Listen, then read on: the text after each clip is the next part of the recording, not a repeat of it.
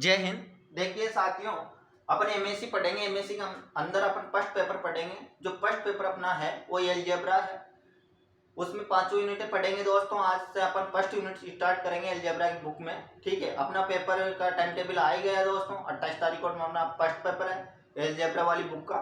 तो मैं प्रत्येक यूनिट को यहाँ पर बताऊंगा बोर्ड पर और उसकी वीडियो आपके ग्रुप में डाल दूंगा। ठीक है दोस्तों, तो अपन आज से स्टार्ट करेंगे अलजेब्रा वाली बुक में फर्स्ट यूनिट आज स्टार्ट करेंगे। फिर कल या परसों दिन, कल तक ये खत्म हो जाएगी फर्स्ट यूनिट। तो परसों दिन अपन क्या करेंगे, मतलब परसों दिन सेकंड यूनिट पढ़ेंगे। फिर उसके बाद अपन 2 दिन इसको पढ़ेंगे फर्स्ट पेपर को, 2 दिन ही अपन सेकंड पेपर को। इस प्रकार से या 3 दिन इसको पढ़ेंगे, 3 दिन उसको पढ़ेंगे। तो 28 तारीख तक मुझे लगता है अपना पूरा सिलेबस कवर हो जाएगा, क्योंकि 4 ही तो पेपर होंगे। अभी बहुत सारे दिन है अपने पास, आज 5 ही तारीख है। ठीक है दोस्तों, तो अपन स्टार्ट करेंगे अलजेब्रा वाली बुक में फर्स्ट यूनिट। सबसे पहले मैं बता दूं आपके लिए कि ये जो बुक है अलजेब्रा वाली, ये बुक अपने फाइनल में पढ़ी है दोस्तों। आपने एक बुक पढ़ी होगी, फर्स्ट जो पेपर होता है अपना, शायद वहां पर बीएससी में फर्स्ट पेपर होता है, रेखिक रूपांतरण वाली बुक पढ़ी होगी, या रेखिक अवकलन या रेखिक समीकरण, इस प्रकार से वो बुक थी, वो पढ़ी होगी दोस्तों आपने। उसके अंदर आपने लीनियर ट्रांसफॉर्म जो था है दोस्तों, इसमें भी वही चलता है लीनियर ट्रांसफॉर्म। वो सारी ही जितनी भी चीजें हैं दोस्तों एमएससी में, वो सब आपने बीएससी में पढ़ी होगी, बीएससी फाइनल में। ठीक है, तो दोस्तों मैं आपके लिए बता दूं कि इसके अंदर जो अपन पढ़ेंगे वो पढ़ेंगे अपन लीनियर ट्रांसफॉर्मेशन फर्स्ट यूनिट के अंदर। तो ठीक है, अब वहां पर जब लीनियर ट्रांसफॉर्मेशन पढ़ी थी तो उसके अंदर अपने थ्योरम पढ़ी थी। मतलब जो फर्स्ट, वहां पर भी फर्स्ट यूनिट थी शायद है, और यहाँ पर भी फर्स्ट यूनिट है। तो किसी भी बच्चे को और किसी भी दीदी को या फिर मेरी सिस्टर को, यदि बीएससी फाइनल की बुक में रेखिक रूपांतरण वाली बुक उसने अच्छे से पढ़ी होगी तो उसको दिक्कत बिल्कुल नहीं आएगी। ठीक है, लेकिन कुछ विद्वान साथी ऐसे होंगे जिन्होंने तो बीएससी में क्या किया होगा, मेरे साथियों ने एक काम किया होगा, वो मतलब 50 या 70 रुपए की क्या आती है दोस्तों, तो अपन जानते हैं महाराजा मिलती है, उस महाराजा को ले आते हैं और उसमें कुछ क्वेश्चनों को अपन देख लेते हैं, मोस्ट को जो रिपीट होते हैं उनको पढ़ के अपन चले जाते हैं। इसलिए कुछ बच्चों का बेस भी कंप्लीट नहीं होगा। तो मैं ये काम कर रहा हूँ दोस्तों, मैं जीरो से ही आपको पढ़ाऊंगा। ठीक है, हर चीज को बता करके आपको आगे बढ़ूंगा। तो कुछ विद्वान साथियों को आता भी होगा और कुछ को नहीं आता है। तो मैं ये सोचता हूँ कि जीरो से ही पढ़ाता हूँ दोस्तों, आपको हर चीज बताऊंगा। ठीक है, और कुछ को आता है वो थोड़ा सा सब्र रखे, थोड़ा सा विश्वास रखे, फिर उसके 2-3 मिनट बाद में अपन उस चीज पर पहुंच जाएंगे जिस चीज पर वो पहले से जानता है। ठीक है, तो कोई भी जल्दीबाजी ना करेगा, बिल्कुल धीरे धीरे और आराम से और स्थायी बिल्कुल धीरे धीरे से अपन पढ़ेंगे। ठीक है, यदि आपको किसी भी प्रकार की थ्योरम या किसी भी सवाल में, किसी भी यूनिट का कोई भी सवाल हो, यदि दिक्कत हो, तो आप बेझिझक होकर के, मैं आपका दोस्त हूँ, आप कमेंट कर सकते हैं या फिर बेकायदा ग्रुप में लिख भी सकते हैं, या फिर आप फोन भी कर सकते हैं। मैंने फोन नंबर डाल रखे हैं उस पर, मैं फिर उस पर सर्च करूंगा, खुद उसको समझूंगा पूरी तरह और फिर आपको वापस समझाने की कोशिश करूंगा। ठीक है दोस्तों, तो अभी अपन बात करते हैं कौन सी बुक पढ़ेंगे। तो बहुत बुक पढ़ेंगे अपने अलजेब्रा वाली बुक आज अपन स्टार्ट कर देंगे। ठीक है, बुक कौन सी स्टार्ट करेंगे, तो बुक करेंगे अपनी अलजेब्रा वाली बुक अपनी जो चलती है, इसको स्टार्ट करेंगे। इसमें अपन पढ़ेंगे फर्स्ट यूनिट। यूनिट कौन सी पढ़ेंगे दोस्तों, तो यूनिट पढ़ेंगे फर्स्ट। अब मैं आपके लिए बताऊं दोस्तों, मैंने इसलिए चर्चा की थी आपसे बीएससी की। बीएससी के अंदर आपने रेखिक रूपांतरण वाली जो बुक पढ़ी होगी, उसमें आपने एक चीज पढ़ी होगी दोस्तों, और ये चीज आपने मतलब 12th की जो बुक फर्स्ट पढ़ी होगी दोस्तों, माफ कीजिएगा, 12th की फर्स्ट संयुक्त फलन वाली जो प्रश्नावली थी वो भी पढ़ी होगी, फलन वाली।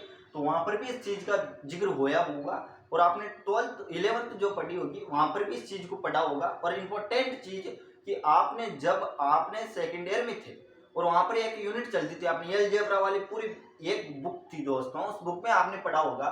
तो मैं आपके लिए बताना चाहता हूं दोस्तों कि सबसे पहले अपन को यह पता होना चाहिए कि आवेली में कितनी बातें होती है। तो आप बोलोगे आवेली में 5-4 बातें होती है। अब अपन आवेली में 4 बातें या 5 बातें कौन कौन सी होती है, तो सबसे पहले तो इसकी परिभाषा होती है। फिर उसके बाद में अपना फर्स्ट जो टॉपिक चलता है इसके अंदर, वो चलता है साहचर्यता। ठीक है, एक टॉपिक तो ये चलता है, एक तो ये याद करते हैं अपन साहचर्यता, और करते हैं अपन क्रम विनिमय। ठीक है, तीसरी चीज करते हैं अपन तत्व समक। इन चीजों को मैं क्यों बता रहा हूं, मैंने पहले बोला है दोस्तों कि मैं जीरो से ही आपको पढ़ाऊंगा। कुछ विद्वान साथियों को ये आता होगा, लेकिन कोई बात नहीं है दोस्तों, थोड़ा सब्र रखिएगा, विश्वास रखिएगा, अपन उस चीज पर पहुंच जाएंगे 1-2 मिनट में, ठीक है। फिर इसके बाद में चौथी चीज पढ़ते हैं अपन प्रतिलोम। इनके बारे में अपन थोड़ा सा जान लेते हैं, ठीक है, क्या होता है। तो सबसे पहले साचार्यता जो होता है वो क्या होता है, तो देखिए दोस्तों, अपने पास कोई एक फलन होता है एफ प्लस डॉट इंटू, या फिर यहाँ पर ले लेते हैं अपन 0, ठीक है दोस्तों। ये कोई अपने पास ग्रुप है, क्या है दोस्तों, आवेली ग्रुप के बारे में अपन जान रहे हैं। ये कोई ग्रुप होता है अपने पास, ठीक है।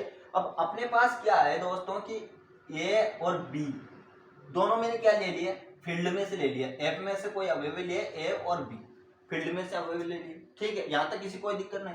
अब अपने पास साचार्यता में क्या होता है कि ए मैं पहले किसके लिए देख रहा हूँ, तो प्लस के लिए देख रहा हूँ, पहले किसके लिए देखेंगे, प्लस के लिए, फिर मैं इंटू के लिए भी आपको समझा दूंगा, ठीक है। पहले प्लस के लिए देखेंगे तो प्लस बी प्लस सी, ये साचार्यता का नियम होता है कि भैया ए और बी होता है तो क्या होता है दोस्तों, ए प्लस का बी प्लस का सी, ये साचार्यता का नियम होता है। फिर इस बार क्रम विनिमय का नियम क्या होता है, तो क्रम विनिमय का नियम होता है ए प्लस का बी, तो इसको आगे लिख दो, इसको पीछे लिख दो, बी प्लस का, ये यहाँ तक किसी कोई दिक्कत नहीं। फिर अपन तत्समक की बात करते हैं, तो याद रखना दोस्तों, तत्समक के अंदर जब भी अपने पास प्लस का चिन्ह आता है हमेशा अपन 0 लेते हैं, मतलब उस संख्या में 0 जोड़ते हैं। और जब भी अपने पास इंटू की मतलब इंटू में यहाँ पर प्लस का चिन्ह है, प्लस की अपन इसको साचित्रा देख रहे हैं, क्रम विनिमय तत्समक और प्रतिलोम सब कुछ, यानी कि आवेली जो ग्रुप है उसमें फर्स्ट प्लस को देख रहे हैं, अपन प्लस को देख रहे हैं, तो तत्समक के अंदर 0 लेंगे। और जब अपन आवेली ग्रुप के अंदर इंटू को अप्लाई करेंगे, इनके बीच इंटू की सक्रिया लगाएंगे, तो इंटू की सक्रिया लगाने पर अपन किसको लेंगे, तत्समक के अंदर 1 मानते हैं, ठीक है। तो यहाँ पर देखिए तत्समक के अंदर ए प्लस का 0 कर देंगे, और याद रखना तत्समक में वही मान प्राप्त होता है, ठीक है, जिसके साथ जिसकी सक्रिया लगाई जाती है। तो यहाँ पर 0 प्लस का ये, ठीक है, यहाँ तक समझ में। अब प्रतिलोम में अपन लेते हैं ए प्लस का माइनस का ये, तो इसका आंसर 0 आता है। और यहाँ पर क्या जाता है दोस्तों, माइनस का ए और ये प्लस का ए। किसी कोई दिक्कत है क्या, यहाँ तक किसी कोई दिक्कत, ठीक है। ये प्लस के लिए अपने पास आवेली जो ग्रुप है उसमें प्लस में जो सक्रिया लगती है वो सक्रिया मैंने यहाँ पर बता दी। अब मैं आगे बढ़ जाऊं तो बिल्कुल अब अपन क्या करते हैं, अपन आवेली जो ग्रुप है उसके अंदर अपन मतलब सेकंड को लगाते हैं, मतलब प्लस का चिन्ह तो अपना पूरा हुआ तो अपन इंटू का देखते हैं। तो आवेली ग्रुप जो था अपने पास, आवेली ग्रुप, इसमें अपन इंटू की सक्रिया लगाएंगे, तो इंटू की सक्रिया के लिए भी वही देखेंगे, साचार्यता देखेंगे, ठीक है। दूसरे पर देखेंगे अपन क्रम विनिमय देखेंगे, फिर तीसरे पर देखेंगे अपन तत्समक देखेंगे, ठीक है। क्रम विनिमय सबसे बाद में आता है, कोई बात नहीं है, लेकिन मैंने इनका क्रम से नहीं लिखा, उल्टा और सुलटे लिख दिए, मतलब 5वें पर लास्ट में क्रम में यही आता है क्रम विनिमय, ठीक है, क्रम के हिसाब से लिखते हैं तो, लेकिन मैंने यहाँ पर क्रम के हिसाब से नहीं लिखा है, ठीक है दोस्तों। अपन को तो इसको बारीकी से समझना है, वैसे ये अपने एमएससी में चलते भी नहीं, लेकिन अपने अलजेब्रा वाली बुक पढ़ रहे हैं तो कम से कम ये चीजें अपन को पता हो, ठीक है। तो यहाँ पर देखिए साचित्रा में इंटू की पोजीशन, मतलब इंटू की सक्रिया लगाएंगे, तो इंटू की सक्रिया लगाएंगे तो अपने पास साचित्रा क्या बनेगी, सानचर्या या डॉट लगा दो, कोई दिक्कत नहीं। यहाँ पर क्या लगा देंगे, डॉट, और यहाँ पर डॉट सी, इसमें कोई दिक्कत, तो आप बोलोगे बिल्कुल नहीं, ऐसा ही लिखते हैं अपन। और यहाँ पर क्या जाएगा, ए डॉट बी, और यहाँ पर क्या लिख देंगे, डॉट सी, किसी कोई दिक्कत नहीं। अब यहाँ पर देखिए क्रम विनिमय, क्रम विनिमय के लिए क्या करेंगे, ए डॉट बी, तो बी डॉट ए हो जाएगा। फिर आ गए तत्समक, मैंने अभी भी बोला था जब भी अपने पास प्लस की सक्रिया लगाएंगे तो तत्समक में 0 से जोड़ेंगे, और जब इंटू की सक्रिया लगाएंगे तो अपन 1 से जोड़ेंगे। तो यहाँ पर देखिए 1 डॉट ए, यहाँ पर ए प्राप्त हो गया, और यहाँ पर 1 डॉट ए, किसी कोई दिक्कत नहीं है ना। और प्रतिलोम में अपन यहाँ पर क्या करेंगे, ए इनवर्स ए, यहाँ पर क्या प्राप्त होगा, और यहाँ पर हो जाएगा माइनस में, माफ कीजिएगा, ए इनवर्स ए, ठीक है। ये 4-5 बातें थी, कुल मिला के 8 बातें हो गई। अपन 11 बातें बीएससी में प्रूव करते हैं, जो कि सदिश में अदिश गुणन भी याद करते हैं, और अदिश में सदिश गुणन याद करते हैं। 2 चीजें वहां पर और होती है, और एक परिभाषा होती है। तो इस प्रकार से 11 बातें अपन याद करते थे बीएससी फाइनल, ठीक है। तो ये चीजें आपको समझ में आ गई। अब अपन आगे बढ़ते हैं, अपने यूनिट फर्स्ट की बात करते हैं। यूनिट फर्स्ट में ये चीजें भी है दोस्तों, अपने थोड़ी सी जानकारी के लिए। अच्छी थी, आपके समझ में आ गया होगा, नहीं आया तब भी कोई दिक्कत नहीं। और कुछ विद्वान साथियों को लग रहा होगा कि ये चीजें तो हमने पढ़ ली पहले, इनको बताना सही नहीं था, लेकिन मैंने बता दिया, कोई बात नहीं है, मुझे माफ कीजिएगा यदि आपके पास पहले से ये एक्स्ट्रा थी और आपको गलत लग रहा हो। अब अपन बात करते हैं यूनिट फर्स्ट की। देखो यूनिट फर्स्ट पढ़ेंगे। यूनिट फर्स्ट के अंदर अपन सबसे पहले मैं आपके लिए बता दूं, मैंने आपके लिए ये अबेली ग्रुप तो बता ही दिया। अब अपन चलते हैं, तो अपन सबसे पहले इसके अंदर क्या देखेंगे, तो इसके अंदर अपन सबसे पहले देखते हैं दोस्तों, देखिए अपन सबसे पहले मैंने ये तो बता दिया, तो अपन देखेंगे लीनियर ट्रांसफॉर्मेशन। क्या देखेंगे दोस्तों, अपन लीनियर ट्रांसफॉर्मेशन, और यही अपनी अलजेब्रा वाली बुक है, इसके अंदर फर्स्ट यूनिट के अंदर अपन यही पढ़ेंगे कि लीनियर ट्रांसफॉर्मेशन क्या होता है। तो देखिए इसकी डेफिनेशन जो होती है, वो डेफिनेशन क्या होती है, तो इसके अंदर अपने पास इस प्रकार से u दो अवयव ले लिए मैंने, इसको कैसे लिखा जा सकता है, तो इस प्रकार से जब भी पोजीशन बनेगी तो अपन इसको लिख सकते हैं vt प्लस का टी, किसी कोई दिक्कत नहीं है। यहाँ पर तीन चीजें होती है, लीनियर ट्रांसफॉर्म को अपन प्रूफ करेंगे तो उसके अंदर इनकी जरूरत पड़ेगी, जिन चीजों की जरूरत पड़ेगी उनको मैं यहाँ पर बता रहा हूँ आपके लिए, ठीक है। और इसको कैसे लिखेंगे, इसको ऐसे लिखते हैं, ठीक है, किसी कोई दिक्कत नहीं है ना। ये दो चीजें अपने लिए लीनियर ट्रांसफॉर्मेशन में काम आएगी, ठीक है। अच्छा विभाग समष्टि को मैं आगे बता दूंगा आपको जब अपन उसकी प्रकार की थ्योरम करेंगे, अभी इतनी ही बात कर लेते हैं जितना कि अपने समझ में आ जाए, ठीक है। इसके बाद में अपन एक चीज की और बात कर लेते हैं, अपन बात कर लेंगे तुल्यकारिता की। तुल्यकारिता, अच्छा तुल्यकारिता को इंग्लिश में क्या बोलते हैं, तो इसोमोर्फिज्म, ठीक है। अब तुल्यकारिता की बात करते हैं, तो तुल्यकारिता के लिए अपन को तीन चीजें याद करनी पड़ेगी मेरे दोस्त, कौन कौन सी, टी इज अ, तुल्यकारिता क्या लिख देंगे, तुल्यकारिता के लिए सबसे पहले एक एक याद करना पड़ेगा, ठीक है।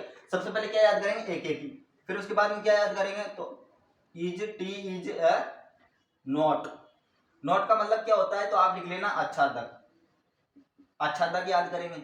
इसका वन का मतलब क्या होता है, तो आप लिख लेना एक एक ही, ठीक है, किसी को दिक्कत नहीं है ना। अब तीसरी चीज और याद करते हैं, वो करते हैं अपन ऊपर जो लिखा है मैंने, ये लीनियर ट्रांसफॉर्मेशन, ठीक है। और इसका मतलब क्या होता है, रैखिक रूपांतरण, हिंदी क्या होती है इसकी, लीनियर ट्रांसफॉर्मेशन की रैखिक रूपांतरण। तो मैंने दो तीन चीजें आपके लिए बताई, मैंने बताया आपके लिए कि लीनियर ट्रांसफॉर्म क्या होता है, उसके लिए दो बातें बताई, ये दोनों चीजें। उसके बाद मैंने बताया आपके लिए तुल्यकारिता पूछ लेगा क्वेश्चन में, और थ्योरम दे रखी है, दो तीन थ्योरम है अपने पास, उनको सिद्ध करेंगे अपन, प्रूफ भी करेंगे, और दो तीन बार आ भी चुकी है, ठीक है। तो तुल्यकारिता के लिए अपने पास तीन चीजें होती है, एक तो होती है एक एक ही याद करेंगे, वन को क्या लिखे, एक एक ही लिखते हैं, हिंदी में एक एक ही कहते हैं। इंफॉर्मेशन को अच्छा नोटों को क्या कहते हैं, तो आच्छादक कहते हैं, तो अपन आच्छादक भी याद करेंगे। फिर उसके बाद अपन लीनियर ट्रांसफॉर्मेशन रैखिक रूपांतरण भी उसका याद करेंगे, ठीक है दोस्तों। यहाँ तक चीजें समझ में आ गई। अब अपन आगे बढ़ते हैं, तो आगे बढ़ने से पहले अपन इसमें जो बुक में अपनी में बीएससी में भी दे रखा था और एमएससी में भी दे रखा है, क्या दे रखा है, तो अपने लिए डायरेक्ट दे रखा है समकारिता की अष्टी। और समकारिता की जो अष्टी होती है वो होती क्या है, उसका सूत्र मैं यहाँ पर लिख देता हूँ, ठीक है, हिंदी में लिख देता हूँ, कैरियल न्यूक्लियर, ठीक है। इसकी अष्टी जो होती है समकारिता, यहाँ पर हिंदी में लिख लेना, लिखना चाहो तो समकारिता की अष्टी, ठीक है। और अपने पास एक थ्योरम है, इसी के आधार पर अभी मैं थ्योरम पे आने वाला हूँ, ठीक है। तो यहाँ पर इसका क्या होता है, इसकी डेफिनेशन क्या होती है दोस्तों, उन्होंने दे रखी है, बुक में भी दे रखी है, बीएससी में भी और 12th में भी, ठीक है। तो इसकी क्या होती है दोस्तों, तो इसकी समकारिता होती है अपने पास, समकारिता की डेफिनेशन, यहाँ पर V और V होता है, ठीक है। यहाँ पर इनको समझ लेना, ये छोटा है, ये थोड़ा बड़ा है, ठीक है। और T V बराबर 0 होता है, और 0 कहां पर है, V में। ये खुद ही इस बुक में अपने लिए दे रखा है, ये मेरी तरफ से मैंने नहीं बताया दोस्तों आपके लिए, ये तो बुक में दे रखा है, और बुक वाले ने बोल रखा है सब साफ कि भैया जब भी समकारिता की अष्टी याद करनी होगी आपको इसको ही रैखिक रूपांतरण को लगाना ही पड़ेगा, ठीक है, उसने बोल रखा है। तो इसको कोई ट्रिक नहीं है, कोई सूत्र नहीं है, इसको याद रखना ही पड़ेगा, ठीक है। मैंने भी याद किया है, जिस भी टीचर ने पढ़ाया होगा उसने याद ही किया होगा इसे, ठीक है दोस्तों। तो यहाँ तक चीजें समझ में आ गई, ठीक है। अब अपन एक थ्योरम लेते हैं, तो मैं पहले थ्योरम को ऊपर लिख दूंगा, इसको साफ कर देता हूँ। यहाँ तक चीजें समझ में आ गई। अब देखिए मेरे मित्र, अपने समकालिता की अष्टी पढ़ ली, तो अपना एक थ्योरम पढ़ते हैं, जो कि थ्योरम अपने 2015 में आई, 2019 में आ गई, 2021 में भी आई। ठीक है, ये 3 साल अपने पास थ्योरम आ गई। कौन सी थ्योरम है? तो थ्योरम में लिख रहा हूँ थ्योरम, है ना। अब एक चीज याद रखना, ये जो थ्योरम है ये बीएससी में भी चलती है अपने लिए। इसलिए मैं बोल रहा था कि जिस स्टूडेंट को बीएससी फाइनल अच्छे से आती है, रैखिक रूपांतरण वाली बुक, उसमें थ्योरम में बहुत सारी थी, वो थ्योरम अच्छे से आती तो उस स्टूडेंट को दिक्कत नहीं होगी। लेकिन बहुत सारे मेरे साथी ऐसे होंगे जिन्होंने वहां पर नहीं पढ़ा होगा, महाराजा लाए, सीधे उसमें से क्वेश्चन देके और आगे बढ़ गए और पास भी हो गए। ठीक है, 2-3 साल से तो कोरोना चल ही रहा था। ठीक है, तो देखिए दोस्तों, ये 3 बार आ गई ये थ्योरम जो मैं लिखने जा रहा हूँ। ये बीएससी में आपको मिल जाएगी, थ्योरम नंबर 4.1 मिलेगी शायद, मुझे ऐसा अनुभव है, मुझे कंफर्म तो पता नहीं, लेकिन 4.1 या 4.2 के लगभग ये थ्योरम मिल जाएगी। थ्योरम क्या है? तो थ्योरम देख लेना, थ्योरम है अपने पास, लिख लेना। यदि आपके पास नोट्स ना हो तो द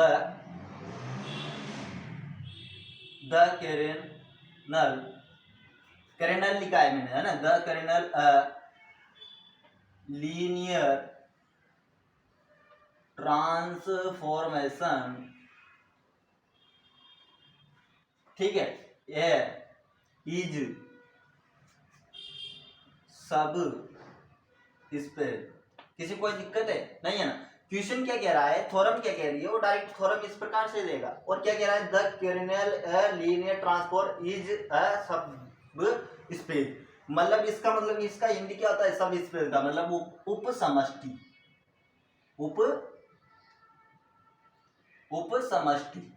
ठीक है, इसका मतलब क्या होता है, उप समष्टि। और कर्नेल का मैंने अभी भी आपके लिए वो बताया था, रैखिक रूपांतरण। ठीक है, इसका कर्नेल का, तो ये थ्योरम आ जाएगी दोस्तों। तो इस थ्योरम को अपन कैसे प्रूव करेंगे, और ये कितनी बार आ गई? 3 बार। देख लीजिए, 2017, 2019 और 21 में आ चुकी है, आप पेपर को देख सकते हैं।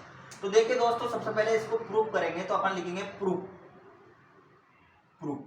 ठीक है दोस्तों, अब अपन जानते हैं, अपन लिखेंगे कि let V F and V F, किसी कोई दिक्कत नहीं है ना। यहां लिख देना 2 और वेक्टर लिख देना स्पीड, किसी कोई दिक्कत नहीं है ना।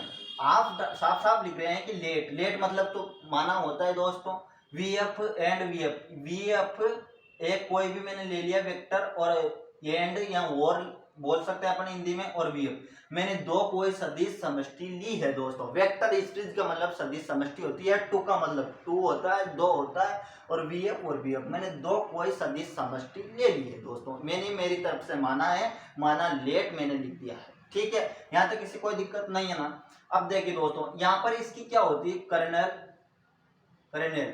इसकी अभी मैंने डेफिनेशन बताई थी आपके लिए, तो इसकी डेफिनेशन क्या होती है, कर्नेल की। यहाँ पर मैं डायरेक्ट लिख दूं, अच्छा इसको पूरा नहीं लिखते हुए अपन क्या करते हैं, डायरेक्ट लिखते हैं इसे, टी के टी लिख लेते हैं। ठीक है, या फिर ऐसे लिख लेते हैं के आर टी। ठीक है, तो अभी भी मैंने आपके लिए बताया था इसकी डेफिनेशन क्या होती है। तो इसकी डेफिनेशन समकालिता की अष्टी क्या होती है, तो मैंने आपके लिए अभी समझाया था, और मैं एक चीज और बता दूंगा आपके लिए। ठीक है, यहाँ पर v बराबर क्या होता है, 0 होता है, और 0 किसमें है, v में बता रखा है। यही अपने पास अष्टी थी दोस्तों समकालिता की।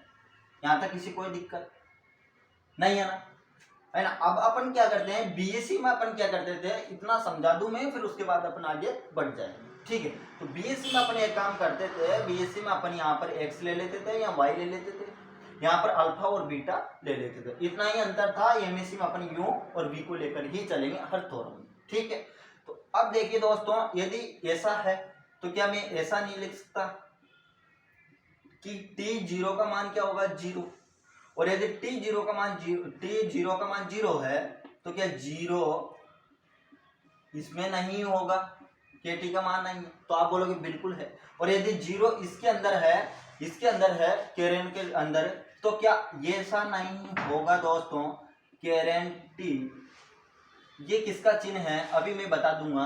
तो इसे कहते हैं अपन सब ग्रुप, उप समष्टि का चिन्ह है। तो मतलब केरेन का उप समष्टि कौन है, बी है, मैंने मान लिया ऐसा।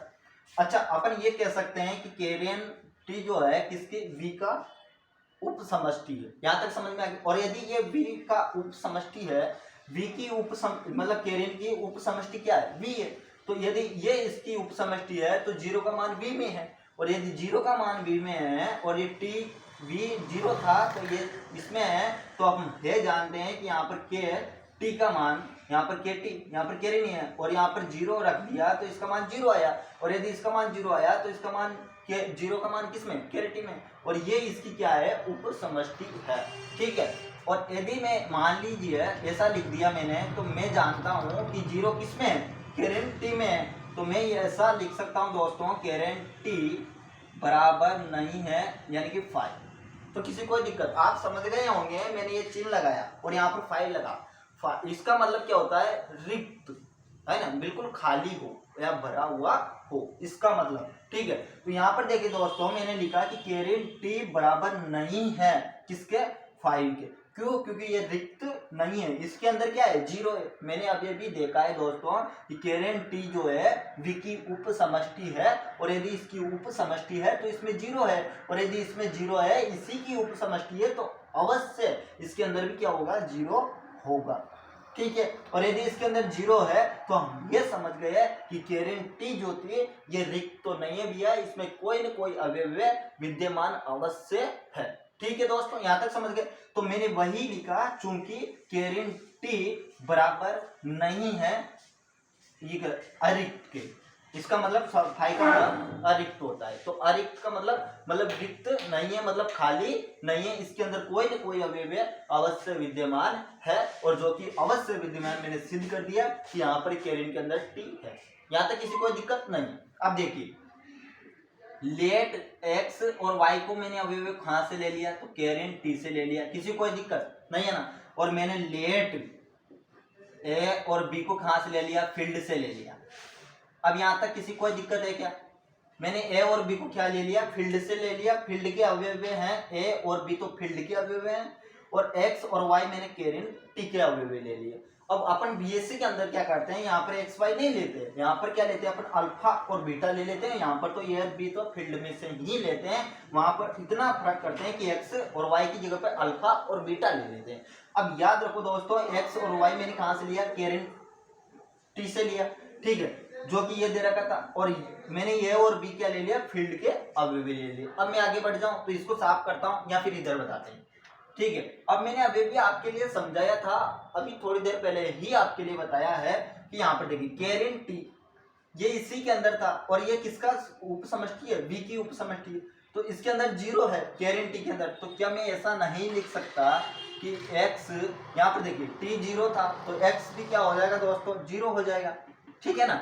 और यहाँ पर देखिए दोस्तों T y भी क्या हो जाएगा, तो आप बोलोगे 0 हो जाएगा। ठीक है, फिर इसके बाद अपन आगे बढ़ते हैं, तो इसमें लगाते हैं लीनियर ट्रांसफॉर्मेशन। पहली क्या बताई थी मैंने, लीनियर की 2 शर्तें आपके लिए बताई थी। पहली क्या बताई, तो आप बोलोगे कि T और A x लिख देंगे दोस्तों, और B y। अब इसको हेड कैसे हैं, तो मैंने आपके लिए 2 चीजें बताई थी, इधर साइड में समझ लीजिए, कोई बात नहीं है। U और V बताया था, इसको हेड आता अपने U प्लस का TV, ऐसा ही लिखा था। और यदि यहाँ पर भी A, फिर दूसरी मैंने बताई थी AU, तो इसको हेड़ा था, A को बाहर ले लिया, TV, इस प्रकार का फलन बना था। तो यहाँ पर देखिए दोनों जगहों पर AX और BY है। तो अपन क्या करते हैं, इसको अपन ये काम कर लेते हैं कि यहाँ पर A तो बाहर आ जाएगा, TY आएगा, ठीक है, और यहाँ पर क्या जाएगा B, और यहाँ पर क्या जाएगा TY। किसी कोई दिक्कत नहीं है ना। अब देखिए दोस्तों, अब अपन क्या करते हैं, अपन जानते हैं TX का मान कितना है, तो 0 है, और TY का मान 0।